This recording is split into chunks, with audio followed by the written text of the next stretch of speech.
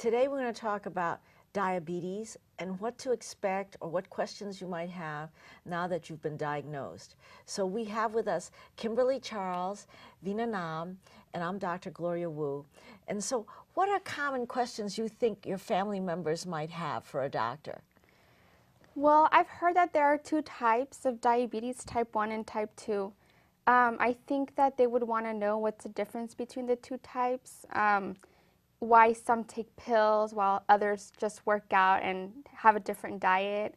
I think they would want to know what are the types of diabetes, Dr. Wu? So there are two types. Type 1, which is your body makes no insulin, so it's called insulin-dependent diabetes. And type 2, where your body makes some insulin, so it's non-insulin dependent diabetes. So type 2 is usually what most people have in America if they get diagnosed as an adult, and it's related to weight gain, obesity, teen obesity, and that is usually taken care of by taking a pill. Or in some cases, if they're pre-diabetic or borderline diabetic, their doctor will say, oh, you're just a little diabetic, you can work out, lose weight, and then you'll revert back to normal.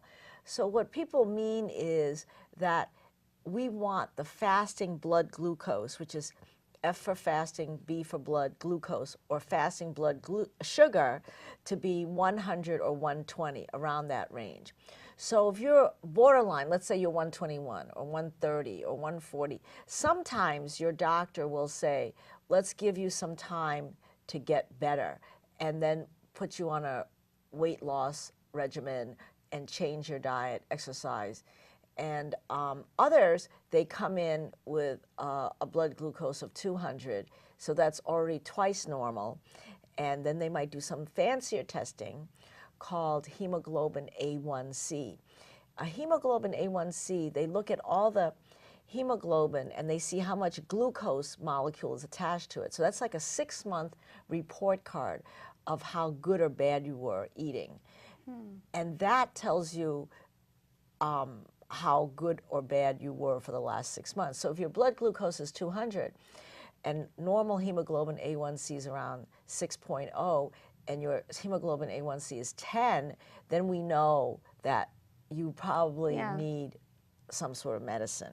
Can somebody have a regular fasting blood sugar, but then take the fancier testing that you said, HbA1c, and that to come out abnormal? Is that possible? That's possible because you could be good for 24 hours, or even, you know, if you fast for 12 hours, 14 hours, and for that 24-hour period or that 18-hour period, you're really good, and you didn't eat any sugar, chocolate bonbons, ice cream, you know, lots of bread and butter. And so you would have a normal fasting blood glucose, but over time, the last 6 months, you know, you drink a lot of liquor, drink wine, you eat chocolate cake every day, donuts for breakfast, then that's going to show. Wow. So when somebody gets the diagnosis of diabetes type 1 or type 2, can they ever get rid of the diagnosis? Do they ever go back to normal and never get diabetes again? Or is it something that you have to maintain for the rest of your life? Now, sometimes if you have type 1 diabetes and you're diagnosed as a child, they're usually taking insulin, but now we have insulin pumps and various ways to help that. So it's hard to get rid of type 1 totally. And type 2 diabetes, some people, if they were caught early and they drastically change their diet, there have been 2 doctors who have diets about Dean Ornish, he originally was in Boston, and they have this very, very tight diet where basically you're eating lettuce, a lot of raw vegetables, and you really watch your carbohydrates, your fat, and protein. And they have normal blood sugar, normal hemoglobin A1C, but they're still watched for the rest of their lives. But they don't have to take any medicine. They usually come in twice a year. They have no changes, but people watch them. And then there's a doctor, Gabriel Cousins, who was an MD from Columbia, but he created this raw food diet, vegan diet, and he's gotten some people off of all medicines and back to a normal state. So you can be off all the medicines, your blood test can be normal, but people would still watch you, the doctor would still watch you.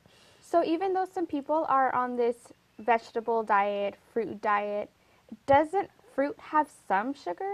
Fruit has a lot of sugar, but what happens with the vegan or raw food diet, you don't eat anything that's cooked. The feeling is that anything cooking, any live plant, you're getting rid of all their enzymes. And so if you eat a lot of raw lentil, raw, fruits and vegetables like peas, string beans, it creates a lot of roughage and fiber, so it goes straight out of your system. So you just can't eat watermelon the entire day. Of course. You have to eat vegetables, and vegetables have less sugar. But if you drastically change your diet, especially in diabetics, there will be a change in your metabolism, and you will change the way your body metabolizes this.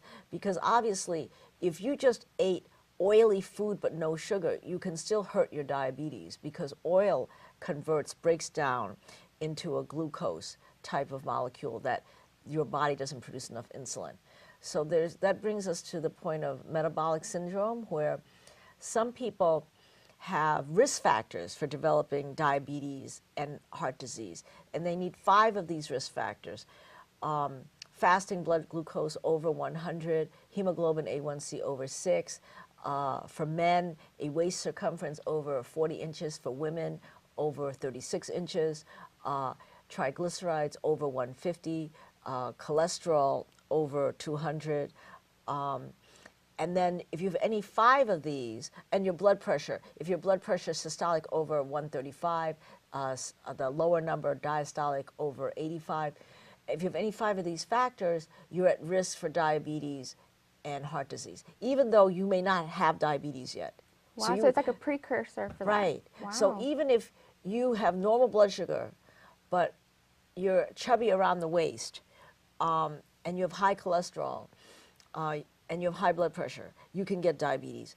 Now you ask, why around the waist? Yeah. Because that's where your pancreas is. I see. That's what people think, because the pancreas can't release the insulin through all that fat. That's what some people think. Wow. And some scientists think that the fat cells, they used to think that you were born with so many fat cells. If you're a chubby baby, that's it, all the fat cells, and that they were all benign. However, they now think in the last 10 years that each of the fat cells have very big metabolic organs inside them, little cells that churn out things. So these cells churn out biochemicals that create inflammation. That inflammation causes chubby people or people who are overweight with a lot of fat cells to have things like rheumatoid arthritis, to have autoimmune disease, to have more things that make them ill. So in a way, it causes a cascade of more illness. So it's a very interesting thing. Yeah. Now, Vina, you were telling me that you've met some people with diabetes at church. Yeah, so it was very sad because I saw, even if she was taking the pills, the wound in her foot was hard to get cured. And I don't know like what to do with her. Like I didn't know what to tell her. Do you have any recommendation for her to like what to do in terms of diabetes? How to control? You know, Asians, like East Asians like myself and South Asians, we all like rice. Like there's a certain segment of the world, rice is a staple. And so if you were to follow the American Diabetes Association diet, you're only allowed 2 ounces of rice, which is quarter cup. To most Asians or people who grew up on rice, that's ridiculous amount. That's like 2 tablespoons of rice. So if you were to tell grandma that you're diabetic and you used to eat a bowl of rice and now you're going to eat 2 tablespoons, she's going to throw the rice bowl at you. It's over, you know, nobody's going to listen to you and she'll never come back to your doctor. So it is a problem.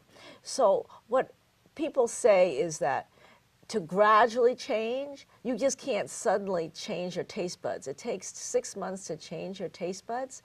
So if grandma is used to eating a bowl of rice or a certain amount of rice, and you're going to cut her down to 2 tablespoons, she will not feel the sense of being satisfied, of being full. So if she's not feeling that she had a full meal, she'll constantly want to crave, eat something. So it's almost a psychological change. So not only a biochemical change of your taste buds going 6 months, because they said every time you taste salt or sugar, it sends a little biochemical to your brain and it says, yummy, that was sugar, and it was chocolate, and I feel sated, I feel full. But to change that biochemical pathway is 6 months. So for ladies who are used to eating a certain way, it's very hard. You have to change gradually, like maybe one meal every day you change, and you change that one meal for first week, and then change that second meal in the second week. It takes change, and it's hard to tailor the American diabetes diet to different cultures, because in California we have 168 languages. Yeah. So everyone wants slightly different food. And so the key is, we wrote a book. We have 2 books. One for, this is, my husband and I wrote it, a cardiologist and I wrote a book, Doctors in the Kitchen. This is for diabetes and hypertension. This is for diabetics alone. So this cookbook shows you how to eat what you're used to eating, but without the oil. So you use a spray oil, and you use no olive oil. You use the intrinsic oil that's inside the chicken or inside the fish, and use that to cook. That's enough. You use, there's a diabetic type of chicken broth. You know, Weight Watchers has diabetic foods, and you can cook with that. There's also ways to cook with more spices. For example, Korean and Chinese food, there are many, many different spices, and South Asian. So people use the spices more than using the oil. I have a question about the spices because Korean food is very salty, but so do you think the salts are good for the diabetes, or if you have plain diabetes, no high blood pressure, you can have the salt.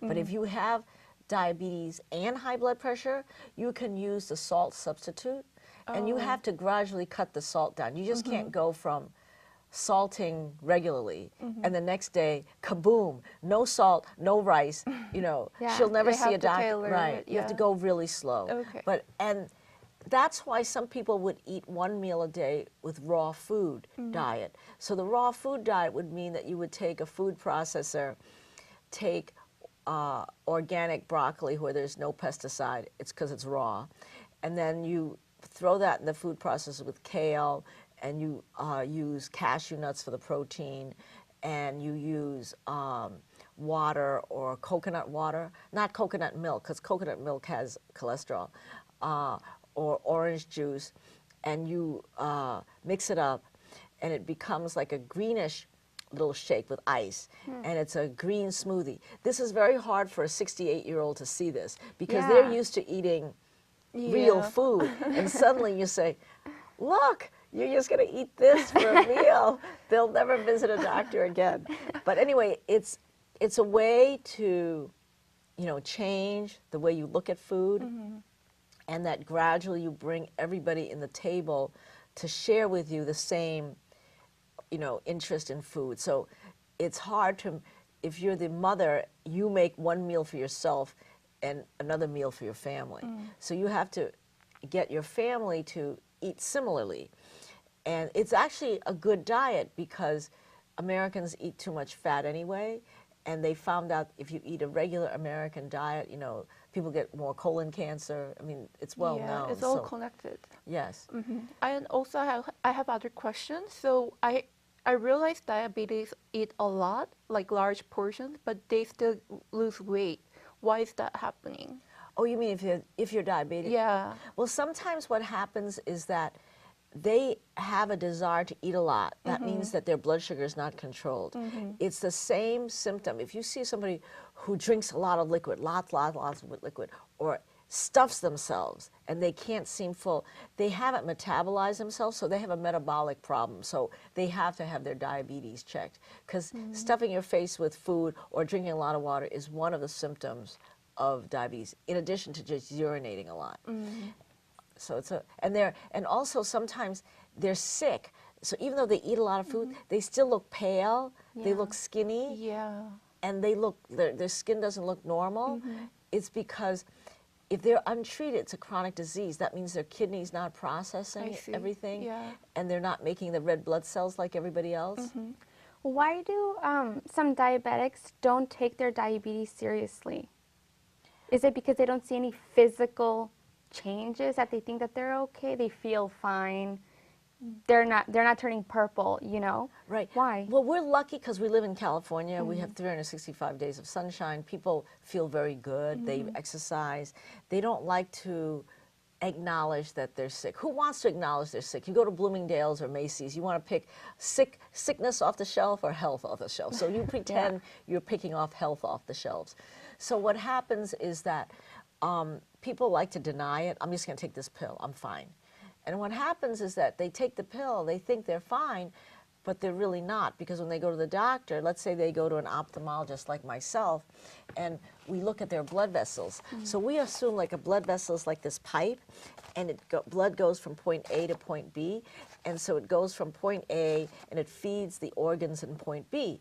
So this is a normal blood vessel, the cells are all intact, but in diabetes, there are holes in this pipe. So what happens is this pipe with these holes, because you have dead cells, these dead cells are little holes in this pipe.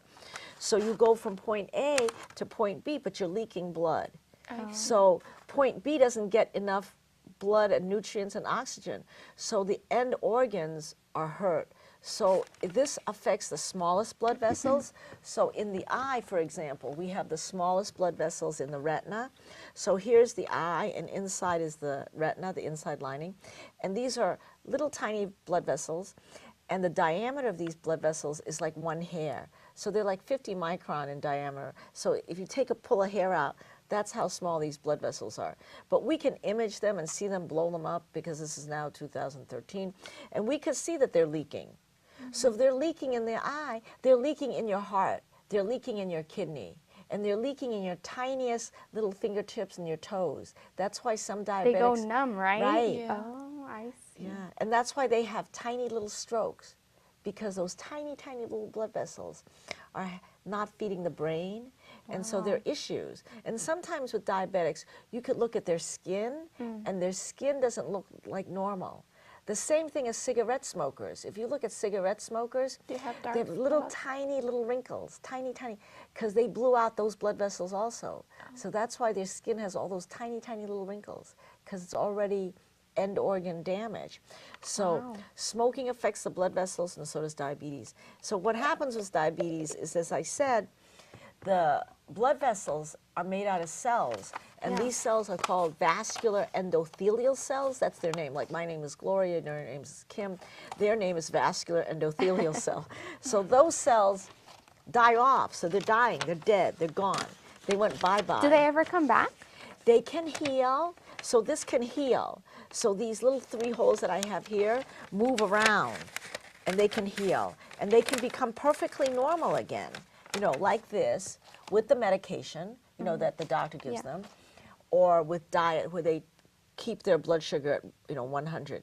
They did an experiment in the 1980s where they took tissue culture of the vascular endothelial cells. They put them in a petri dish, fed them with nutrients, and watched them grow.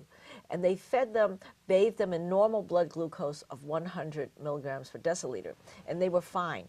But once they put the same tissue culture and they bathed them in blood where the blood sugar was 160 milligrams per deciliter, the blood vessels died. I mean, the little cells, the vascular endothelial cells died. There would be little holes in the tissue culture. So we know that if you have high blood glucose, you're killing off your cells. So every time a diabetic says to me, gee, you know, I come from a big, happy family. Food is very central to our celebration. Food is very central to our, you know, meal, our happiness. How can I not eat what my grandmother serves me or my mother serves me? I insult everybody. Yeah. It's a cultural problem. Yeah. And so you have to convince them, I'm being fed rat poison, you know, eating that chocolate cake is like taking a gun to myself. So you have to convince them, not say it like that, of course, but say, you know, you bring your own dessert. Look, I made this raw food dessert for you. Let's all try it. So that way you can partake of it and you share it with everybody. So even if you're taking your pills that the doctor gave you, whatever you were prescribed, and you're still eating, you know, your fatty foods, your cake, your chocolate, everything. And your margaritas. And your margaritas, the pill is not just enough, right? Right. So what Okay. happens is we have a lot of patients who think, I took the pill, I did my duty. It's like a check mark. Yeah. It's like going to a contractor with a punch list. Okay, I did this today, I Yeah. did it. But if then you're bad, you're cheating. That's like doing the punch list, putting in the outlet where the lady wants you to put the outlet, and then behind her back, you pull it out.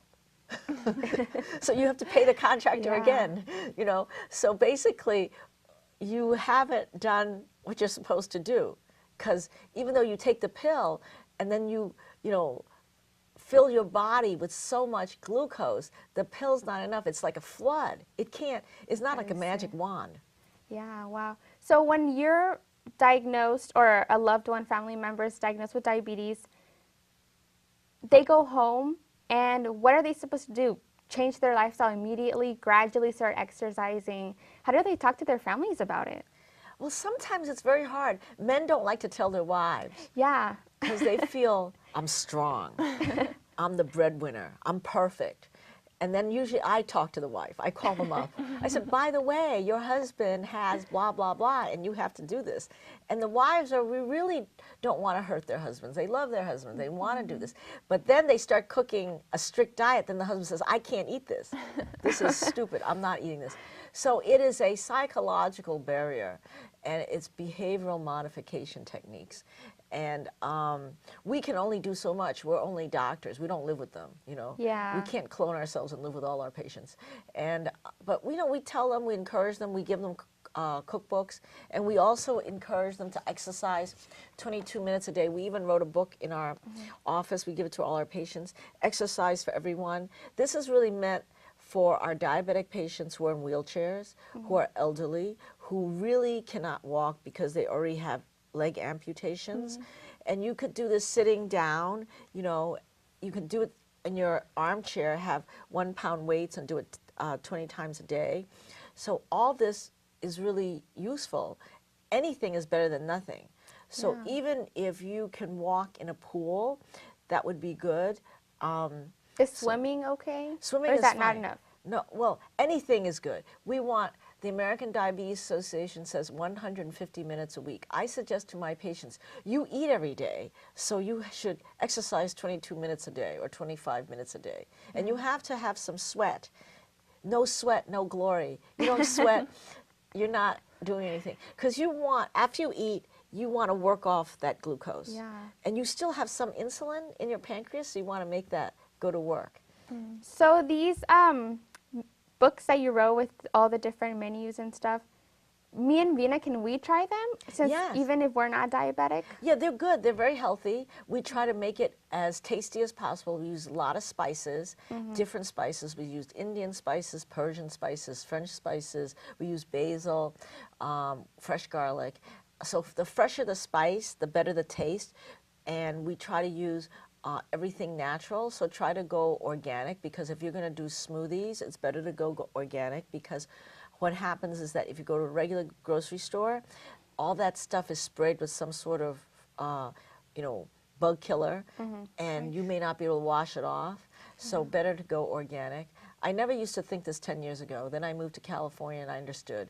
But I think it's better to try a raw food smoothie. You know, try it first with ice, half a banana, skim milk, yogurt, and strawberries, because that could be a meal, because you can count it. You can all go on the American Diabetes Association website. There's menus in 50 different cultures. Wow. And it's very useful. And if you join, you can pay, and you can talk to the nutritionist by email 24/7. Wow. 164 countries, different Wow. types of menus. If you only want to eat, you know, Ethiopian food, they're going to talk to you about it. Ethiopian food is very high in potatoes, in starch, so you have to change how you view that. Yeah. Wow. We should sign up. Yeah, we should. So for in America, how many people are suffering from diabetes? Do you know? Do you know We any have stats? 23 million in America, and probably a third don't even know they have it. That's bad. Yes. So there's probably more now because of teen obesity, that they're really going to be high risk, and the presence of the high sugar content sweetener, like fructose, cornstarch, all those things, they're really bad. So it's better to eat, raw sugar in a way, because it's more, brown sugar is better if you're going to eat sugar. Is the honey okay for diabetes? Only limited amount. There's, in the American Diabetes Association website, they have a whole calorie counter. They suggest to decrease 500 calories a day, gradual, if you just become diagnosed. So that's essentially 2 cups of yogurt A day. to get you're reducing that much. So it's Oh, gradual, okay. because people are eating huge numbers of calories. Yeah. So once you get the diabetes, when do you start getting all these eye changes? Usually, if you're diagnosed appropriately on time, after 5 years, you get eye changes. However, No matter what? Or let's say you're taking care of your diabetes, you're working out, you're taking your medicine, you have a very good diet, do you still get these eye changes? if you keep your hemoglobin A1C 6 or less, you actually have nothing in your eyes or your kidneys. You live very long time. This was a study came out in 1991, New England Journal of Medicine. So tight control is the best, but sometimes a lot of people, when they were first diagnosed, they were ignored for 10 years. They, they were already chubby. They didn't exercise. They ate tons of butter. And so by the time they see us, they really had 10 years of diabetes. They just found out now. Wow. So we have 1 minute remaining. We want to thank everybody for being here, and thank our home audience for joining us. And if you have any questions, call up KSAR. I'm Dr. Gloria Wu.